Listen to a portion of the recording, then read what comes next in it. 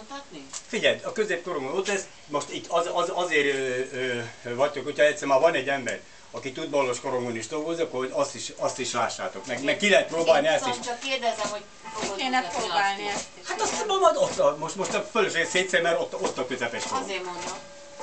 Hát nekem csak mindegy, hogy melyiken. Én inkább a... Hát én arra meg nem ülök föl. Egyszerű. Ja, nem. Nem akarok hallani én.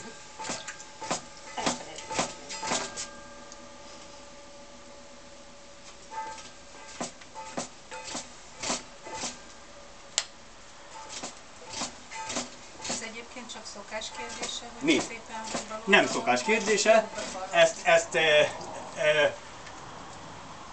így alakult ki. Ez gyakorlatilag a Szicíliától egész Olaszországon, Görögország, volt Jugoszlávia és a szlovén-magyar határnál rekedt meg. Jákiak soha nem dolgoztak közepes korongon, azok csak 30 kilométerre vannak Magyarszombatfától. Ott már nem. Az már teljesen a nyugati osztrák hatás alatt dolgoztak. Közben a kezét figyeljétek azért. Hát is jó. Mi meg Szombatfán meg ez alakult ki. Na most ez, hát már mindjárt, ez pedig az úgynevezett leckebőr, hogyan máshogyan mondjuk azt, hogy népnevelő.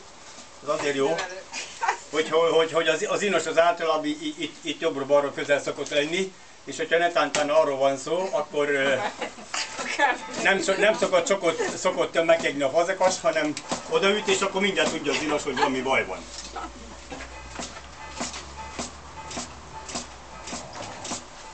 És akkor ezzel, ha a derekam teljesen egyenes, azon kívül teljesen stabilan le tudok támasztani. Amit ennyire jól nem lett. Azt a szivacsot légy szíves?